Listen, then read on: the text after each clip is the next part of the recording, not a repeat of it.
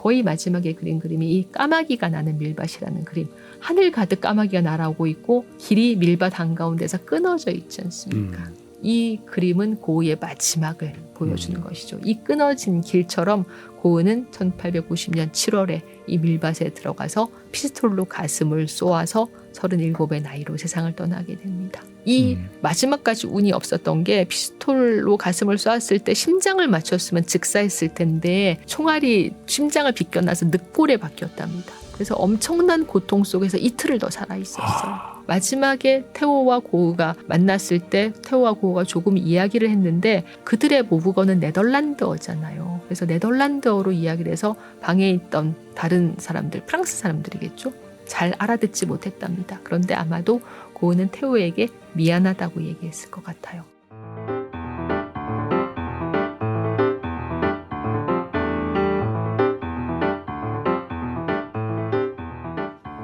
자, 세종사이버대학교 전원경 교수님과 함께 하고 계시죠. 아트 앤 더 시티. 오늘은 네덜란드 암스테르담을 중심으로 해서 네덜란드 역사 얘기, 그리고 일부에서는 살짝 여러분과 제가 공유하고 있는 주식 얘기도 잠깐, 정말 의외의 순간이 있었잖아요.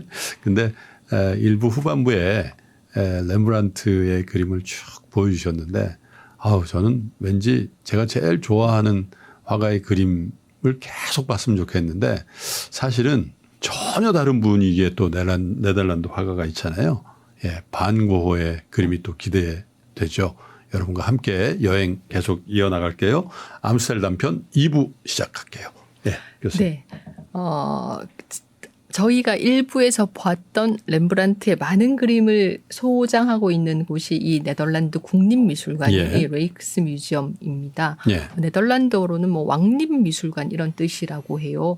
1880년대에 만들어진 건물인데 당시에 암스테르담은 물론이고 네덜란드 전체에서 제일 큰 건물이었어요. 커 보이네요. 예. 그런데 건물이 조금 크긴 하지만 예술미는 없는 것 같아요. 예, 그 약간 시청 건물 같은 말하자면은 네덜란드인들이 가지고 있는 그런 소박한 그러니까요. 실리를 실용적인 따지는 그런 스타일이 딱 보이는 건물인데 여기 들어가시면 2층에 긴 방이 있습니다. 영광의 갤러리라고 하는 긴 방에 이제 17세기 네덜란드 황금 시대에 그려진 그림들이 쭉 있고 그 영광의 갤러리 맨 끝에 있는 그림이 아까 저희가 봤던 렘브란트의 야경이에요. 근데 그 영광의 갤러리로 긴 복도이기 때문에 쭉 가는데 왼편에 누구의 그림이 있냐면 바로 우리가 베르메르라고 알고 있는 이 페르메이르의 그림이 있습니다. 우유를 따르는 하녀, 밀크메이드라는 이름의 작품인데 일단 이 작품을 실제로 보면 다들 놀라시는 게 뭔가 하면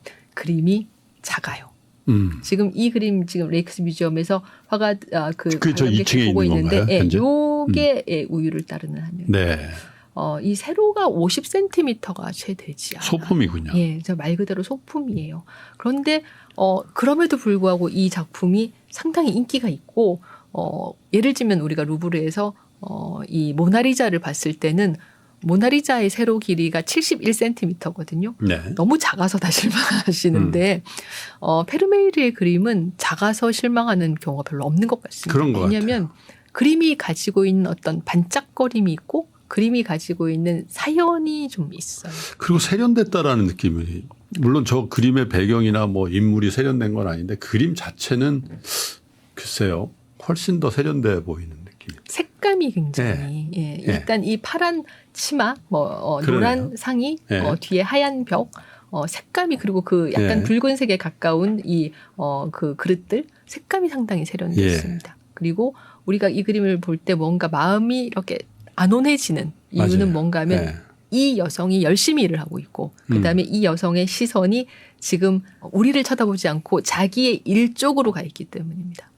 이런 이야기를 이제 본격적으로 하려면 무슨 이야기를 해야 되나 하면 풍속화 이야기를 해야 돼요. 풍속화. 아까 보여드렸던 초상화를 렘브란트처럼 초상화를 그리는 화가가 가장 돈을 많이 받는 화가였는데 그 밑으로는 사연이 있는 그림을 그리는 풍속화가들이 있었습니다. 네. 이 풍속화가 왜 인기가 있었냐면 이 상인들의 집에 거는 작은 그림이었고 상인들은 예쁘고 재미있는 그림, 동시에 뭔가 교훈을 주는 그림을 원했고 또 상인들은 어떤 그림을 좋아했냐면 되팔았을 때 이익이 남는 그림을 좋아했습니다. 그러면 이제 이윤을 남길 수 있잖아요. 그래서 그런 것들을 다 충족시켜주는 풍속화라는 그림이 있었는데 이 풍속화는 이야기를 들려줘요. 예를 들면 그 17세기 네덜란드 화가인 하브리엘 폰 메추가 그린 편지 쓰는 남자와 편지 읽는 여자라는 한 쌍의 그림이 있습니다. 제가 굉장히 좋아하는 그림인데 이 풍속화가 좋아하는 주제 중에 하나가 남녀 간의 연애거든요. 네. 근데 그 남녀 간의 연애를 그리려면 남자와 여자를 한 프레임에 그려야 되는데 한 프레임의 남자와 여자를 그리는 것이 약간 도덕적이지 않게 여겨졌기 때문에 조금 위험해 보이죠. 네. 연애의 감정을 그림으로 보여줄 때 다른 두 개의 그림의 한 쌍으로 그림을 그리고 그들을 연결해 주는 어떤 매개체로 편지나 악기를 쓰는 경우가 많았습니다. 그래서 지금 이 편지 쓰는 남자 차분한 얼굴로 편지를 쓰고 있는데 우리는 일단 이 그림에서 남자네 집이 좀 돈이 있구나. 글쎄 그래 보여요. 라는 점 알 수가 있어요. 자, 일단 책상에 카페트를 깔았어요. 그런데 카페트를 상당히 큰 카페트를 깔았습니다. 그리고 이 잉크병, 이 은으로 돼 있습니다. 이런 것들이 그러니까 말하자면 집에 이런 집기들을 보면 경제적으로 여유가 있다라는 느낌이에요. 그리고 남자는 차분한 얼굴로 편지를 쓰고 있지만 이 그림 속에서 편지를 쓰는 남자의 마음 속에는 그런 겉보기와는 달리 이 편지를 받을 자신의 애인이겠죠. 네. 애인에 대한 어떤 열정, 욕망이 가득가득 들끓고 있습니다. 그것을 우리가 어떻게 알 수 있냐면 그림 속의 그림. 이 그림 속의 그림을 알 수가 있어요. 이 그림 속의 그림에는 뭐가 그려져 있냐면 염소가 그려져 있고 그림의 프레임에는 비둘기가 그려져 있습니다. 근데 이 염소와 프레임은 모두 대단히 번식력이 왕성한 동물들입니다. 예, 염소와 비둘기는. 네. 그래서 이 그림 속의 그림을 통해서 화가는 지금 이 남자가 차분한 얼굴이지만 사실 남자의 마음속에는 위험한 욕망이 끓고 있다라는 점을 우리에게 알려주고 이 편지를 이제 여성이 받았어요.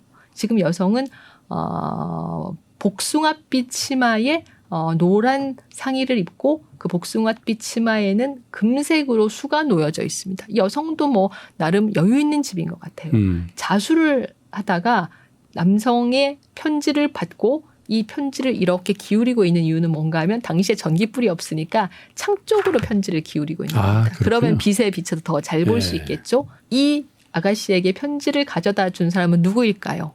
옆에 하녀? 있는 하녀일 겁니다. 그렇겠죠. 그녀가 편지의 전령이다라는 것을 보여주기 위해서 지금 봉투 같은 것을 손에 들고 있잖아요. 그런데 이 하녀가 묘한 행동을 하고 있습니다. 지금 그림 위에 있는 커튼을 걷고 있죠. 그림 위에 커튼이 있군요. 예. 왜 그런가 하면 아까 말씀드린 것처럼 그림을 되팔 수 있기 때문에 소장을. 그림에 손상이 가지 않기 위해서 당시에 네덜란드 상인들은 비싼 그림에는 커튼을 쳤습니다. 근데 커튼을 지금 걷고 있는데 커튼 속에 있는 그림의 주제는 무엇인가 하면 폭풍우 치는 바다예요. 바다네요. 예. 이 폭풍우 치는 바다 그림을 굳이 하녀가 지금 아가씨에게 보여주려고 하는 이유는 무엇일까요? 이 하녀는 나름 남자에 대해서 이 순진한 아가씨보다 더 잘 알고 있는 거예요. 정신 차리세요. 예. 지금 그 남자랑 계속 이어지면 아가씨 앞에는 이런 고난이 와요. 고생밖에 할 게 없어요. 그렇군요. 정신을 차려야 돼라는 이야기를 간접적으로 하고 있는 겁니다. 강아지는 아가씨 편이에요. 우리 착한 아가씨 왜 그렇게 괴롭혀 하면서 짖고 있잖아요. 이런 스토리가 있는 그림들이 풍속화입니다. 풍속화군요. 네. 그러니까 그림이 일단 쉬우면서 그림 속에 스토리가 있으니까 그리고 그림도 예쁘니까 당시의 상인 계급, 시민 계급이 좋아했을 겁니다. 초상화보다는 가격이 좀 덜 나갔지만 그러니까 말하자면 초상화가 가장 좋은 그림으로 네. 취급됐겠죠. 그러나 상당히 꾸준한 수요가 있던 그림이고 암스텔판 김홍도 신윤복이군요. 네. 페르메이르도 이런 풍속화를 그리는 예. 화가였어요. 페르메이르의 그림 중에 이 와인을 권하는 남자라는 작품이 있는데 이 그림도 이야기를 하고 있습니다. 이게 좀 보존 상태 때문에 조금 더 그림이 어두워진 것 같긴 하지만 아무튼 그림 속에 예쁜 드레스를 입은 여성이 보면은 술이 좀 한 잔 그런 것 들어갔죠. 같아요. 약간 해실해실 예. 풀려 있는 얼굴입니다. 몸을 기울이면서 한 남자가 그녀에게 와인잔을 쥐어줘요. 약간 유혹하고 있는 네. 듯한. 이 남자 딱 봐도 별로 좋은 남자 아닌 것 같아요. 왜 그런가 하면 거의 똑같은 옷을 입은 한 남자가 여기에 잠들어 있네요. 예. 이 잠들어 있는 남자는 누구인가 하면 이 남자의 영혼입니다. 양심이라고 하는 게 더 낫겠네요. 양심이 잠들었어. 무슨 이야기입니까? 그러니까 이 남자는 지금 음흉한 마음만 갖고 있는 거죠. 약간 본능대로 임하시는군요. 네. 그래서 몸을 상체를 기울이고 한껏 이제 여성에게 술을 권하고 있는데 지금 이렇게 해실해실 웃고 있는 걸 보니까 이 여성이 막 넘어갈 것 같은 그런 좀 약간 위기감을 보는 반 사람이 정도는 간 것 같아요. 느끼게 되죠. 네. 그런데 이 상황에서 페르메이르는 아니야 괜찮으니까 안심하세요라는 어떤 그런 상징을 숨겨놨어요. 왜냐하면 첫 번째로 테이블에 뭐가 그려져 있냐면 레몬이 그려져 있거든요. 레몬은 인생을 상징합니다. 레몬은 예쁘잖아요. 그런데 막상 까보면 너무 쉬워서 먹을 수가 없습니다. 그러니까 이 그림 속의 레몬은 인생은 보기에는 예쁘고 이렇게 완벽해 보일지 모르지만 사실 그 내면의 맛은 쓰다라는 인생의 신맛, 인생의 쓴맛을 상징하는 사물이 레몬입니다. 네. 그리고 여기 스테인드 글라스 비슷한 세규리가 있는데 이 세규리에는 절제의 여신이 자세히 보면 이게 여성이 그려져 있거든요. 절제의 여신입니다. 그리고 그림의 오른편에는 자세히 보면 한 남자의 모습이 그려져 있거든요. 그런데 이 남자는 아마도 이 여성의 아버지나 할아버지일 겁니다. 이 공간은 여성의 집이에요. 왜냐하면 여기가 술집은 분명히 아닌 것처럼 보이잖아요. 그러면 여염집인데 이 여성이 결혼도 안 한 여성이 남자의 집에 갔을 리가 없습니다. 그러면 이 집은 여성의 집이고 그러면 이 가장의 초상이 엄격한 포즈를 취하고 걸려있는 초상으로 여기에 자리 잡고 있는 겁니다. 그러면 이 여성은 정면을 보거나 아니면 테이블을 보거나 아니면 오른쪽 아버지의 엄격한 얼굴을 보거나 아이고 이러면 안 되겠구나. 정신을 차릴 것이다. 그러니까 안심하세요. 라는 이야기를 그림으로 하고 있는 것이죠. 페르메이르의 그림이 이제 이런 스타일의 그림입니다. 그러니까 보통 이 풍속화도 우리가 처음에 보았던 얀스테인의 뭐 사칠 경계함 같은 그림도 풍속화인데 굉장히 많은 장르의 풍속화가 있었는데 페르메이르는 주로 실내에 있는 여성을 그리는 어느 정도 경제적으로 여유가 있고 아직 아이를 낳지 않은 아니면 결혼하지 않은 여성을 그리는 풍속화를 주로 그렸습니다. 잘 생각해 보시면 우리가 비엔나 편에서 그 화가의 아틀리에라는 그림, 회화의 기술이라고 또 불리는 페르메이르의 그림을 봤었는데 그때 뒷모습만 보이던 화가가 여성을 그리고 있지 않았습니까? 그렇죠. 그런 젊은 여성을 그리는 것이 페르메이르의 분야였던 겁니다. 안 보신 분은 꼭 비엔나 편 보시기를 강추합니다. 이 그림이 뭔가 연애에 대한 부정적인 이야기를 담고 있다면 이 그림은 연애에 대해서 조금 긍정적인 이야기를 담고 있습니다. 봄빛을 받으면서 여성이 열심히 편지를 쓰고 있고 이 편지가 완성되면 가지고 나가려고 하녀가 뒤에서 기다리고 있죠. 여성은 흰 모자를 쓰고 흰 블라우스를 입고 있는데 여성의 모습이 마치 빛이 나는 것처럼 느껴지는 것은 단순히 그녀가 흰 옷을 입고 있어서가 아니라 그림에서 지금 큰 그림 속 그림이 걸려 있거든요. 그림 속 그림의 사이즈가 상당히 큰데 자세히 보시면 한 여성이 뭔가 바구니 속에 있는 아기를 꺼내서 안고 있는 모습을 담고 있는 그림입니다. 이것은 무엇인가 하면 이집트의 공주가 물에 떠내려가는 모세를 바구니에 담긴 모세를 꺼내는 장면이거든요.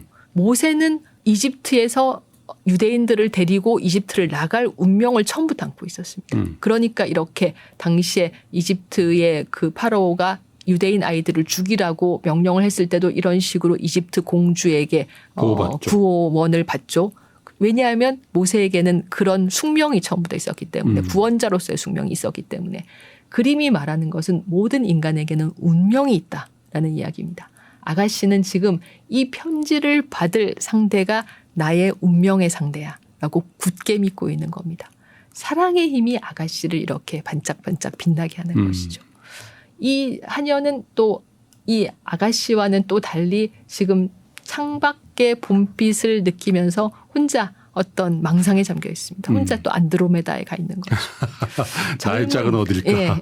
젊은 두 여성의 모습을 그러니까 1600년대 이 여성의 모습들을 마치 얼마 전에 사람들의 이야기처럼 느끼게 하는 것. 그리고 그 1600년대에도 우리들이 생각하는 것과 별 그러니까요. 다르지 않은 그런 감정을 사람들이 가지고 있었다라는 것을 옷 모양만 조금 뭐 변화가 있을 뿐 저 정서는 그냥 사실 1670년대니까 뭐 300~400년이 지난 지금이나 똑같은 정서로 그냥 지금 저희에게도 그냥 바로 네. 그 전달이 되네요. 예, 뭐 저는 연애 세포가 다 죽은 지 오래돼서 잘 모르겠습니다만 아무튼 젊은 어떤 연애를 하려는 연애라는 감정에 빠져 있는 남녀의 모습을 페르메이르는 남자와 여자를 동시에 그리지 않고 여자만 그리면서도 보여주는 거예요.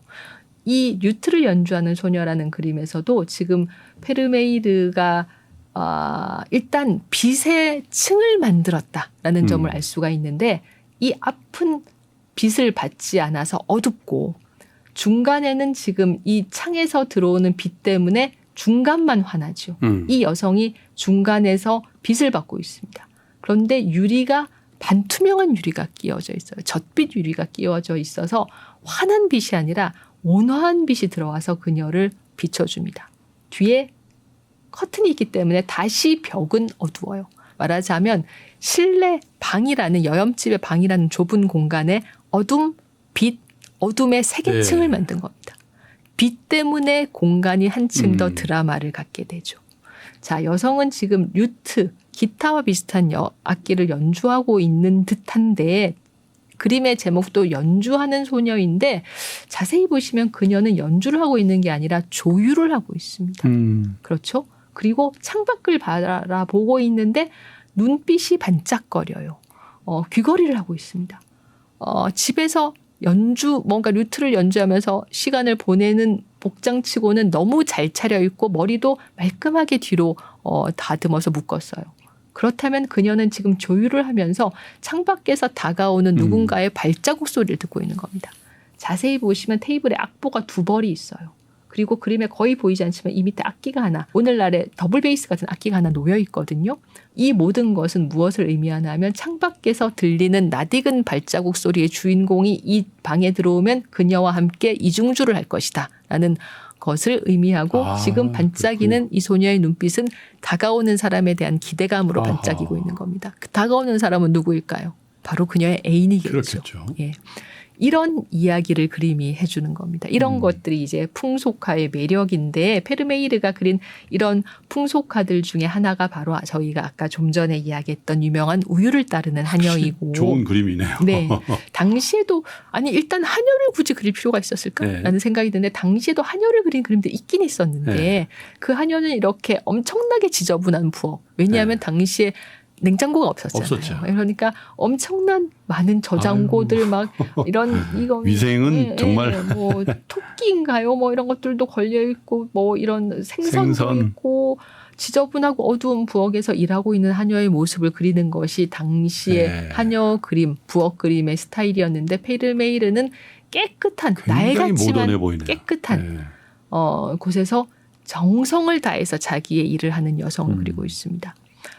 이 그림은 어떤 간접적인 종교적인 메시지를 줘요. 하고 있는 일이 어떤 일이든 간에 자신의 일에 최선을 다하는 영혼은 선한 영혼이며 천국이 그들을 위해서 준비되어 있다라는 이야기를 하고 있는 겁니다. 여기도 지금 젖빛 유리가 끼워져 있죠. 시간은 아침입니다. 지금 주인 부부의 주인 식구들의 아침을 준비하고 있는데 호밀빵에 뭐 우유를 붓고 있는 그야말로 간소한 아침이고 부엌의 상태도 보면 그 집은 아주 잘 사는 집이 아니라 여염집이라는 거죠. 그렇지만 이렇게 최선을 다해서 일을 하고 있으니 그녀가 허드렛 일을 한다 해도 그녀에게는 천국이 준비되어 있다라는 이야기를 지금 페르메이르는 여기 젖비주리에 조그맣게 깨트린 구멍을 냈습니다. 그래서 다른 빛은 모두 온화한데 이 빛만 그녀의 이마에 똑바로 와닿고 있어요. 마치 그녀의 이 하녀의 이마를 어루만지는 신의 손길처럼. 우리는 이 하녀에 주목해야 하죠. 그래서 뒤에 공간에 아무것도 안 걸고 공간을 깨끗하게 했습니다. 그러나 이렇게 아무것도 안 걸면 그 공간이 실제 부엌처럼 안 보일 위험이 있죠. 그래서 페르메이르는 여기 이렇게 못도 좀 박고 못을 박았다가 뺀 자국도 좀 이렇게 해서 여기 이렇게 깨끗하지만 실제 부엌이 맞아라고 우리에게 이야기를 하고 있습니다. 파란 치마를 입고 있는데 앞치마를 입고 있는데 라피스 라줄리라고 해서 저희가 그전 시간에도 말했던 아프가니스탄에서만 나왔던 귀한 청금석으로 만든 안료로 앞치마를 칠했습니다. 이 라피스 라줄리는 너무 귀한 안료였기 때문에 네. 보통 성모의 망토를 칠하는 데 쓰는 경우가 많았거든요. 그렇게 귀한 색깔을 하녀의 앞치마에 칠함으로써 페르메이르는 아까 제가 한 이야기를 다시 한번 반복합니다. 천국은 그녀를 위해서 예비되어 있다. 이런 일의 경중, 일의 귀천이 없이 다만 자기의 일을 열심히 하는 사람에게는 그런 천국이라는 보상이 온다. 그녀는 지금 고귀한 일을 하고 있다라고 이야기하고 있습니다. 어쩌면 반복돼서 천국에 대한 얘기를 하시지만 암스테르담을 지배했던 칼뱅주의자들이라는 게 예정론을 믿잖아요. 네네. 네, 그래서 아유, 너도 그렇게 허드렛 일을 하지만 너에게도 천국은 예정돼 있어. 그렇게 하고 네가 부자 돼도 부자가 천국 가는 게 뭐 낙타가 바늘구멍 들어가는데 아니 그렇지 않거든. 그래서 부자 되라고 그런 것들이 다 시대상을 반영하는 거 아닌가 그런 그렇죠. 생각이 드네요. 이 그림을 하녀가 샀을 리는 없잖아요. 그렇죠. 그러니까 이 그림을 산 사람은 아마도 부유한 상인이었을 겁니다. 그런 식으로 교훈도 얻고 뭔가 일이라는 것이 가지고 있는 일의 의미, 일의 그러니까요. 고귀함도 느끼게 만드는 그런 그림인 것이죠. 네. 그 페르메이르가 그린 유명한 그림이 바로 이 유명한 진주귀걸이 그림이죠. 소녀. 네. 마우리츠 하이스, 헤이그의 마우리츠 하이스 미술관에 있는데 네. 이 그림에서도 계속 지금 왼편에 창이 있다라는 사실을 알 예. 수가 있습니다. 지금 페르메이르의 많은 그림에 왼편에 이렇게 창이 있잖아요. 네. 왼편에 창이 계속 있는 이유는 뭔가 하면 이 공간이 실제 페르메이르의 집이었을 가능성이 대단히 크기 때문입니다.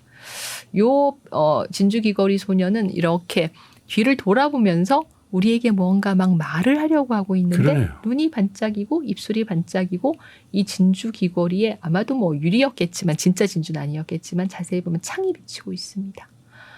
이 그림은 트론이라고 해서 다양한 얼굴 표정, 인물의 다양한 얼굴 표정을 연구하는 그림이고 초상이 아니에요. 그래서 과연 그녀가 누구인지 그녀가 실제로 존재하는 모델이 있었는지도 알 수가 없어요. 네. 그러나 어찌 보면 이 1600년대의 여성과 우리가 이 그림을 통해서 대화하고 있는 듯한 느낌이 듭니다. 너무나도 네. 생생하고 너무 생생하네요. 네. 정말. 처음에 제가 플랑드르 화가들의 그림을 이야기할 때 모든 것을 다 그리려다가 아무것도 그리지 못하고 말았다라고 이야기하지 않았습니까? 근데 이 그림에서 페르메이르는 과감하게 많은 것을 생략했어요. 지금 코의 선 같은 것도 면으로 한번 크게 그린 거지 코에 선을 안 그렸거든요. 네.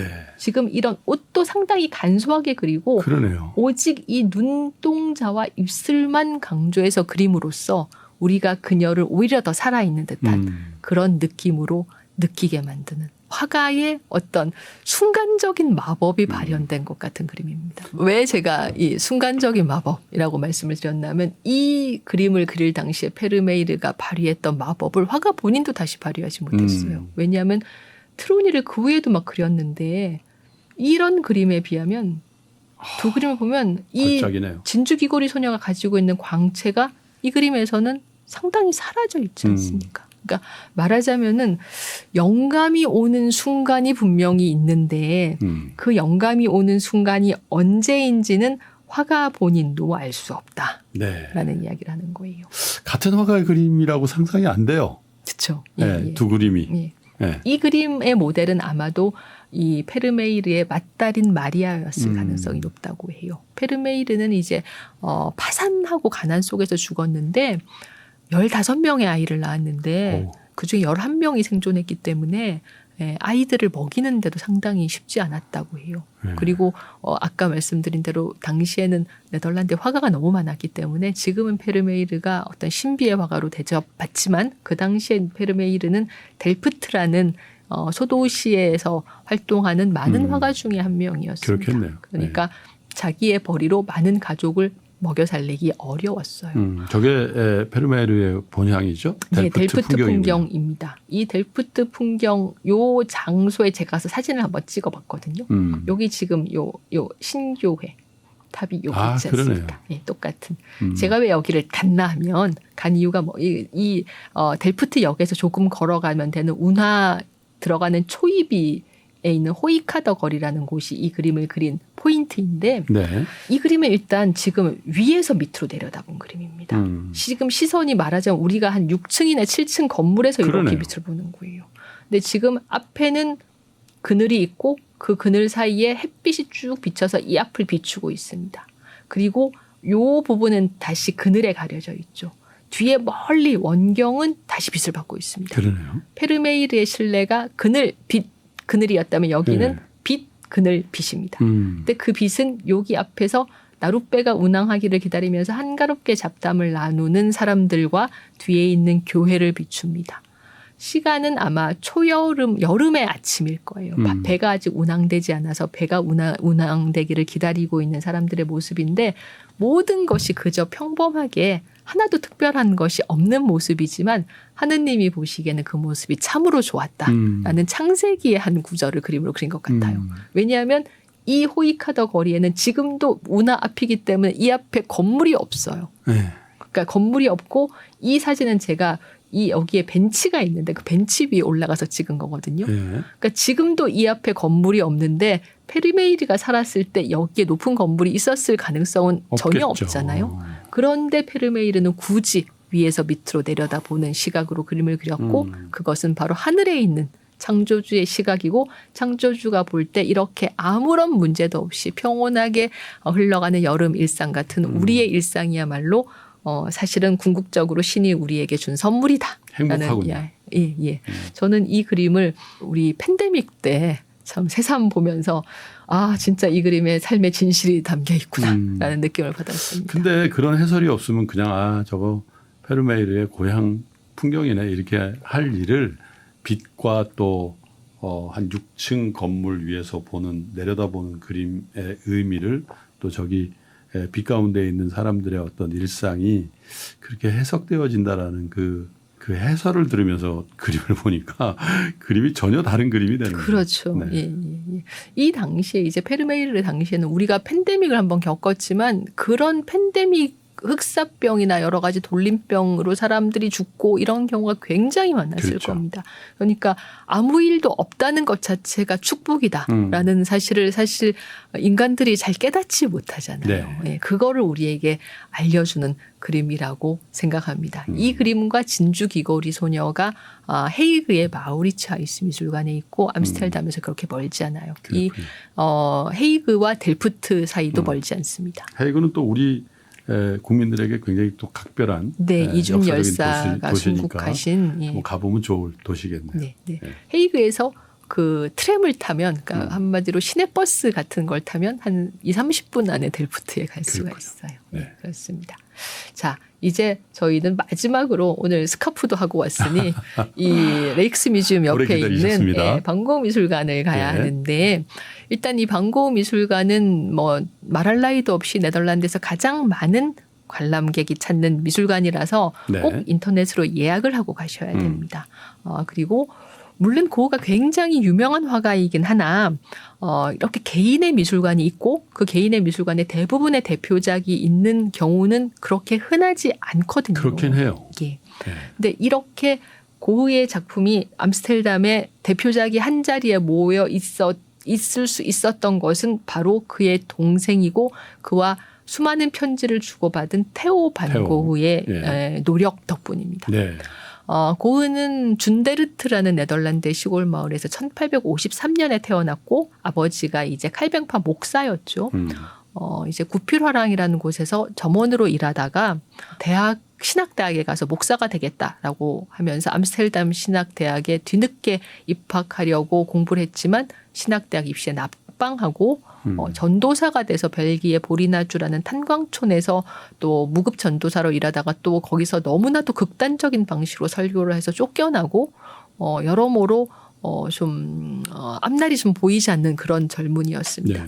가족의 장남이었기 때문에 아버지는 이 장남의 방황에 대해서 많이 걱정하고 스트레스를 받았던 것 같아요. 그런데 30이 거의 다 되어서 이 아들이 그림을 그리겠다라고 선언을 했고 아버지는 아들에게 크게 실망하면서 두 사람은 격렬히 다투고 그 다툼이 있은 지 얼마 후에 아버지인 테오도리스 반 고흐 목사가 목사관 정원에서 쓰러져서 세상을 떠나고 맙니다. 이 아버지의 죽음의 한 원인을 제공했다라는 것이 고우의 마음속에 늘 무거운 상처군요. 상처로 있었고 이 성경책에 있는 정물이라는 그림에서 무겁고 육중한 성경이 있고 성경 옆에 양초가 있는데 그 양초에 불이 꺼져 있잖아요. 이 불이 꺼져 있는 것은 이 성경책이 상징하는 아버지의 생명이 육신을 떠났다. 아버지가 돌아가셨다라는 의미거든요. 근데 그 성경책 옆에 작고 낡은 초라한 노트가 하나 보이잖아요. 이 성경에 비하면 아무 값어치도 없어 보이는 노트는 아버지 앞에 선 반고우 본인입니다. 고우의 작품이 해석하기 좀 좋은 부분이 있는데 그림들에서 다 고우의 감정이 잘 느껴져요. 네. 이렇게 해서 고우는 화가가 되겠다고 30이 가까운 나이에 선언을 했고 제대로 미술학교도 다니지 못하고 가족의 몰이해와 냉대를 받게 되고 그림을 그려서 돈을 벌 수 있는 그런 가능성도 없는 그런 상황에 빠졌는데 구필화랑에서 일하고 있던 태호가 형을 도와주겠다라고 이야기하면서 그림을 나한테 그려서 보내면 내가 그 그림을 나중에 팔면 되니까 내가 그 그림 값을 미리 주겠다라고 이야기합니다. 한마디로 형의 생활비를 대주겠다. 스폰서가 된 거죠. 그렇죠. 나선 거죠. 그래서 그림을 보내면서 이제 동생에게 편지를 써서 그 그림에 대해서 함께 설명한 것이 바로 800통에 가까운 고우의 편지가 되는 것이죠.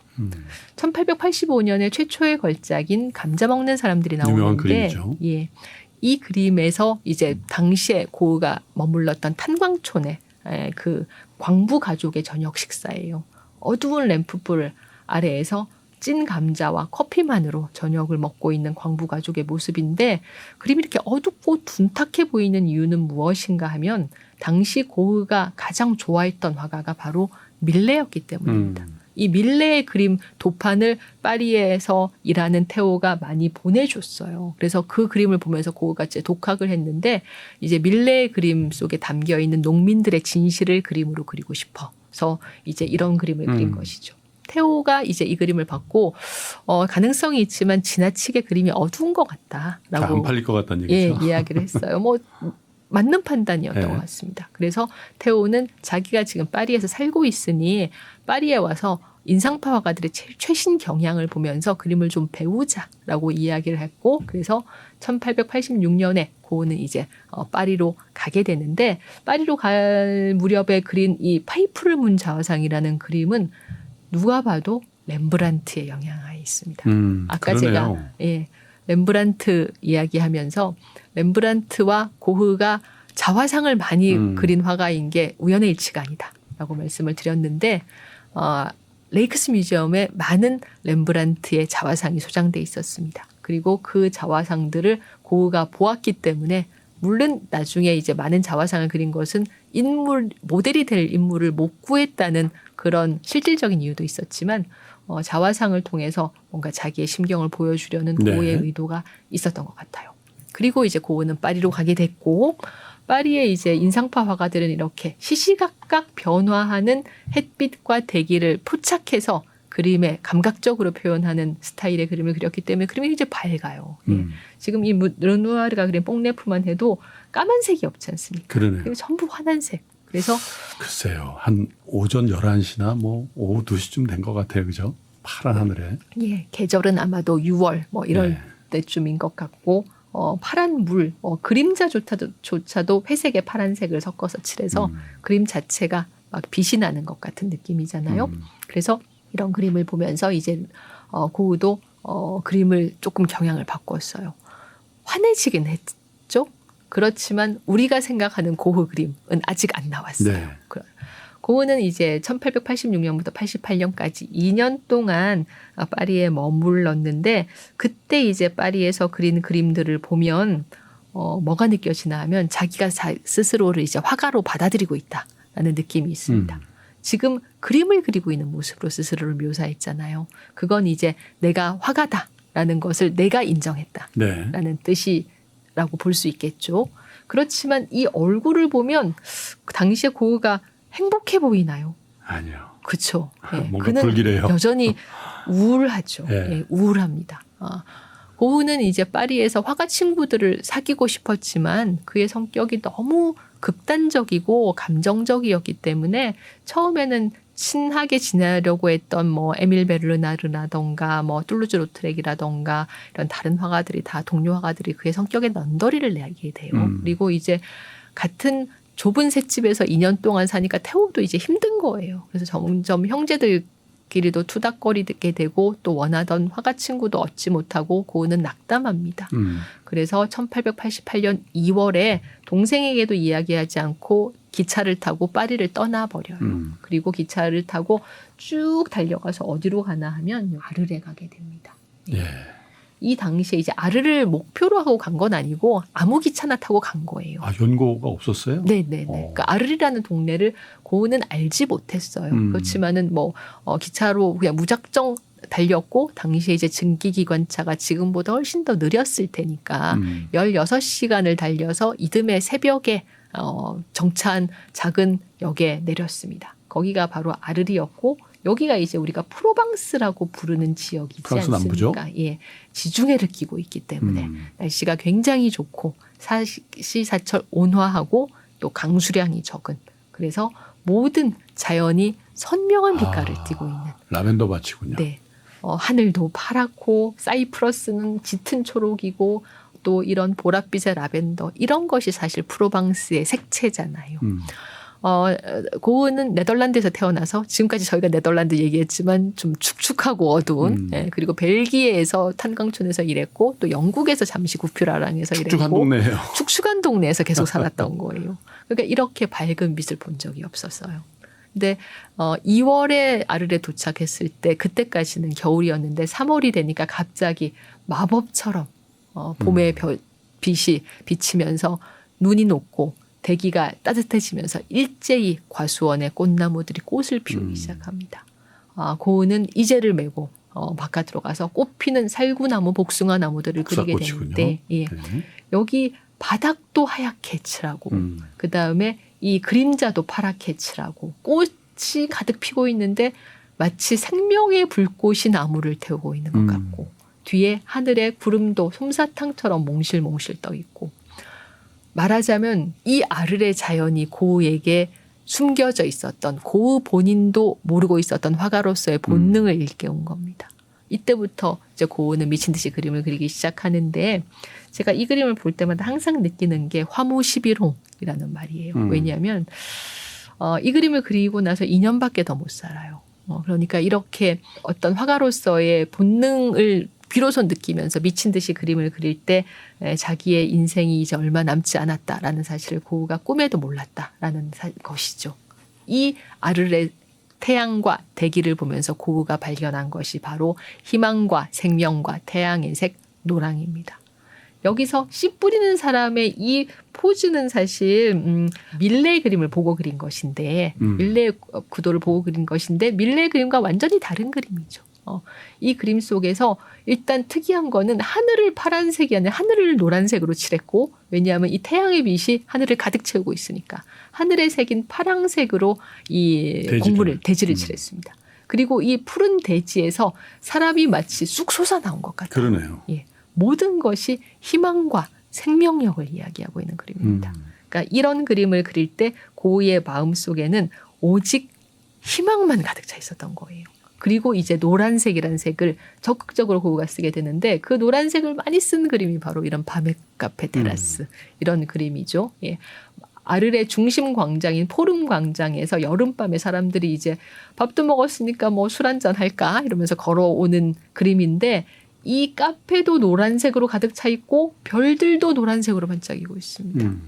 이 카페의 등이 아마 가스등이었을 거예요. 왜냐하면 이 그림이 1888년 그림인데 에디슨이 잘 끊어지지 않는 필라멘트를 개발해서 백열등을 처음으로 선보인 것이 1879년 말입니다. 그러니까 10년이 채 되지 않은 과거에 필라멘트와 백열등이 개발됐으니까 이런 아를 같은 시골에서는 백열등을 켜지 못했어요. 네. 그러니까 가스등 조명을 켰을 것이고 예. 가스등은 노란 불빛이 나왔습니다. 그렇지만 이 노란색이 가스등의 불빛이라고 설명하기에는 좀 지나치게 노랗다. 그렇죠. 라는 이야기죠. 네. 이 노란색은 고우의 희망과 생명의 색깔입니다. 그 희망과 생명을 보여주는 그림이 바로 이 론강 위에 빛나는 별들인데 북두칠성이 이 북두칠성이거든요. 북두칠성이 엄청나게 주먹만한 사이즈로 노랗게 빛나고 있고 이 강에서도 강가의 집들이 노란 불빛을 켜고 있고 그 노란 불빛이 강에 길게 꼬리를 끌고 있습니다. 지상과 천상이 고요하게 하나로 연결된 것 같은 그런 느낌입니다. 그러네요. 이 그림을 보면 고흐가 태호에게 그런 말을 했대요. 화가는 죽어서도 죽은 이후에도 그림을 통해서 후대 사람들과 이야기를 나눌 수 있는 것이다. 정말로 그런 안정적인 상태였다라는 점을 우리가 알 수가 있는데 이 그림을 그린 지 9개월 후에 그린 이 별이 빛나는 밤이라는 그림을 보면 그 안정감과 어떤 차분함이 사라지고 온통 어지럽게 막 소용돌이가 돌아가고 그러네요. 있습니다. 네. 여기 오른쪽에 달이 지나치게 크게 막 뜨고 있고 어떤 음산한 사이프러스 나무가 네. 이 그림을 가지고 고흐가 그린 겟세마네 동산이다라고 이야기하는 점을 그럴 수도 있겠어요. 저 동네가 검다고는 할 수 없지만 이제 푸른 빛깔을 들면서 약간 서늘한 죽음의 기운 그런 것들이 좀 들어오네요. 물론 그렇죠. 고흐의 생애를 알고 나서 예. 네, 봐서 그런지. 최후의 어떤 느낌이 확실하게 느껴지는 그러니까요. 위태로운 그림인데 대체 9개월 사이에 무슨 일이 있었길래 이렇게 맑고 안정적이고 고요한 상태에서 이렇게 어지러운 상태로 변했는가. 바로 고갱의 등장이죠. 예. 1888년 5월에 고흐는 이 아르레 정착하기로 하고 라마르틴과 광장 2번째 이 노란 집에 방 2개를 빌려요.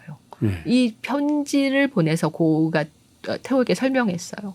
바깥은 노란색으로 칠해져 있고 방 안은 흰 페인트로 칠해져 있는 집이다 라고 이야기했어요. 이 건물이 2차 대기전 때 폭격을 맞아서 무너졌어요. 요 뒤에 건물은 아직 있다고 하거든요. 요 건물이 남아 있었으면 아르레 지금보다 한 몇십만 명 그렇겠네요. 더 많은 관람객이 갔을까, 필요한 관광객이 갔을 폭탄이야, 텐데 이 2개의 방을 고흐가 빌렸다라고 이제 편지에 설명을 했는데 아니 돈도 없는데 왜 방을 2개를 빌렸나 하면 혼자 사는데 하나면 충분하지 않나. 지금 가구도 보면 가장 싼 가구만 사서 채워놓지 않았습니까.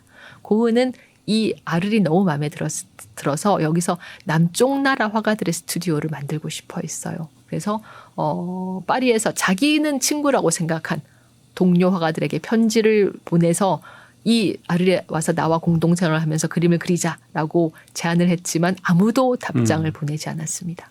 유일하게 답장을 보낸 화가가 고갱이었고 고갱이죠.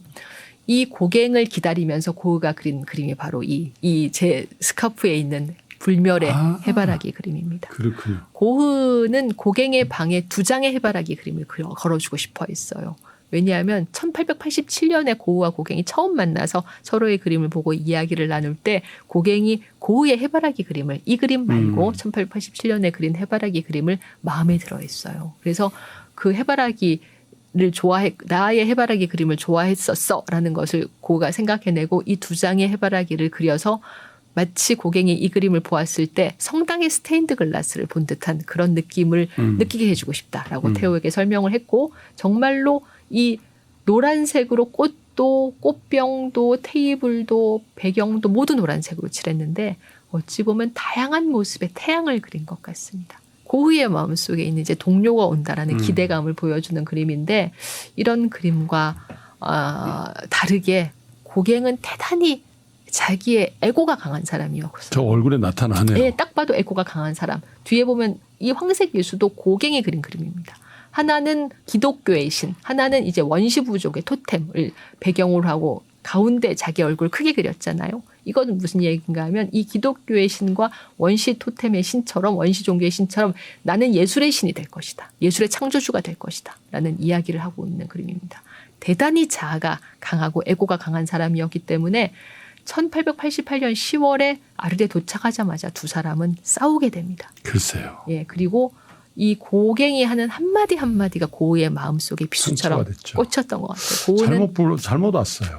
고흐는 예민하고 극단적인 사람이었거든요.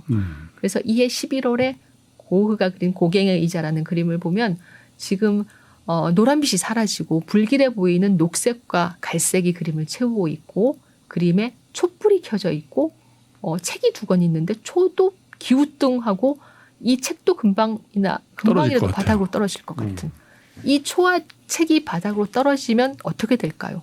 불이 날 거잖아요.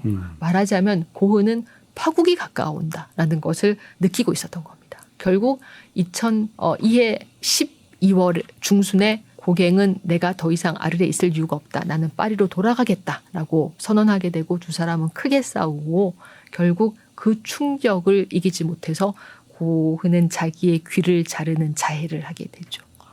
지금 이 귀를 자른 자화상이라는 그림이 이제 그 귀를 자른 상처에서도 회복되고 정신착란을 굉장히 심하게 일으켰습니다. 그래서 그 정신착란이 거의 한 달을 갔는데 그 다음 해 1월 말이 되어서 조금 정신을 차리고 그린 그림인데 정말 빼빼 말랐어요. 그리고 귀가 아직 낫지 않아서 붕대를 메고 있고 환자복을 입고 있지만 그 붕대 위에 털모자를 쓰고 있고 환자복 위에 녹색 외투를 입고 있습니다. 이것은 무슨 이야기인가 하면 내가 이제 나았다. 내가 그림을 그릴 수 있다라는 이야기를 그림으로 하려는 거예요. 하지만 이 뒤에 보면 그림을 그리다가 뭉갠 뭔가 형상을 뭉갠 캔버스가 보입니다. 이것은 고흐의 무의식 속에 있는 불안. 내가 이제 그림을 더 이상 못 그리게 되면 어떡하나라는 불안을 보여주는 부분입니다. 저 표정에 그런 불안감이 서려 있네요. 네, 네. 이때부터 고흐의 그림에 이런 많은 소용돌이가 등장하죠. 이 소용돌이, 의복에서도 소용돌이가 등장하지만 얼굴에는 그 소용돌이가 등장하지 않는 이유. 바로 고흐의 눈에서 이렇게 보이는 세상은 이렇게 어지럽게 돌아가고 있었습니다. 이 어지럽게 돌아가는 세상과 최선을 다해서 싸우지만 결국 그 싸움은 패배가 예견된 싸움이었다라는 이야기죠.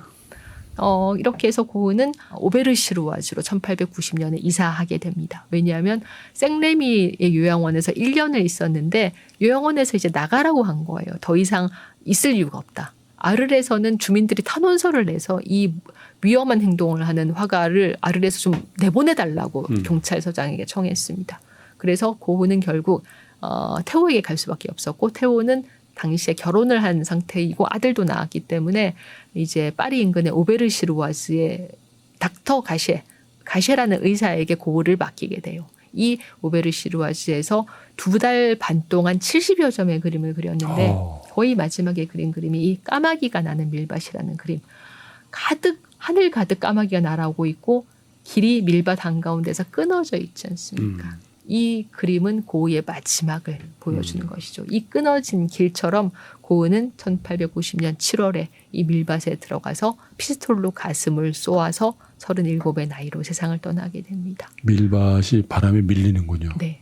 이 마지막까지 운이 없었던 게 피스톨로 가슴을 쏘았을 때 심장을 맞췄으면 즉사했을 텐데 그 총알이 심장을 비껴나서 늑골에 박혔답니다. 그래서 엄청난 고통 속에서 이틀을 더 살아 있었어요.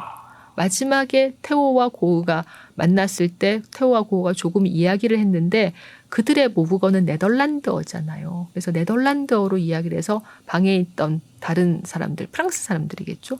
잘 알아듣지 못했답니다. 그런데 아마도 고흐는 테오에게 미안하다고 얘기했을 것 같아요. 그리고 나서 테오가 이듬해 1월에 시름시름 앓다가 죽었습니다. 테오는 자기가 형의 죽음의 원인을 제공했다라고 생각했던 것 같아요. 왜냐하면 테오가 이해 5월에 이제 더 이상 그림값을 못 보내주겠다. 내가 건강이 좋지 않아서 가족과 함께 네덜란드로 돌아갈 것이니 형도 형의 인생을 좀 살아주셨으면 좋겠다라고 이야기했거든요. 그러니까 사실 당연하지 않습니까? 37인데. 그런데 그 경제적 지원을 더 이상 해줄 수 없다는 테오의 말을 고흐는 하나밖에 없는 자기의 친구이자 자기의 가족인 테오가 자기를 버렸다고 해석한 것 같습니다. 그러니까 아무도 자기 주위에 없다라고 판단한 고흐는 결국 절망 속에 세상을 떠나는 방법을 택할 수밖에 없었고 그 상황을 다 알고 있었던 테오는 죄책감으로 병을 얻었던 것이거든요. 그때 고흐의 나이가 몇 살입니까? 고흐가 37이었습니다. 그럼 7년 동안 그림을 그린 거예요? 8년 정도 그렸어요. 8년. 예, 7년 8년 그렸습니다. 예, 800점 정도 그렸고 생전에 한 장만 팔았죠. 테오는 요한나라는 아내가 있었거든요. 근데 그 요한나는 자신의 아주머니이죠. 예, 그 남편의 형에 대해서 잘 모르고 그림에 대해서도 몰랐지만 테오가 받은 고흐의 그림을 모두 보존하고 있었습니다. 두 사람 사이에 아들이 태어났었는데 그 아들에게도 고흐의 이름인 빈센트라는 이름을 붙였거든요. 그 빈센트 반 고흐가 요한나의 사망 후에 네덜란드 정부와 이 그림을 대신 위탁해서 관리해달라는 교섭을 하게 됩니다. 이렇게 해서 1963년에 네덜란드 정부가 반 고흐 재단을 세우고 1972년에 암스테르담의 박물관 지구에 반 고흐 미술관이 들어서요. 그러니까 반 고흐 미술관이 가지고 있는 그림들은 모두 테오가 고흐에게서 받은 그림들. 요한나가 지켰다. 네, 그 그림들입니다. 그러니까 어찌 보면 테오는 고흐에게 단순히 어떤 형제이고 후원자인 것을 넘어서서 영혼의 동반자였음이 분명합니다. 그런 고흐의 흔적이 암스테르담에 있기 때문에 많은 관광객들이 가시는데 미리 말씀드리지만 인터넷으로 꼭 예약을 하고 가셔야 됩니다. 당일에 가서 티켓을 사시기는 거의 어려우실 거예요. 갈 데가 점점 많아집니다, 여러분. 우리 전원경 교수님과 함께 런던도 가야죠. 파리도 가야죠. 또 저는 꼭 가보고 싶은 비엔나도 있는데 암스테르담도 추가입니다. 거의 2시간 넘게 암스테르담과 여러 예술가들의 정말 걸작들 또 그 걸작에 어울릴 만한 훌륭한 해설들과 여러분들 함께 하셨죠. 오늘 너무 좋았습니다. 아, 감사합니다. 네. 제가 스카프도 메고 나왔는데. 자, 여러분 전원경 교수님과 함께한 아텐더 시티 네덜란드 암스테르담 편은 이렇게 마감하고요. 저희는 더 좋은 순서 만들어서 여러분과 다시 뵐 것을 약속드리면서 오늘은 여기서 마감을 하도록 하겠습니다. 끝까지 시청해 주신 여러분 고맙습니다.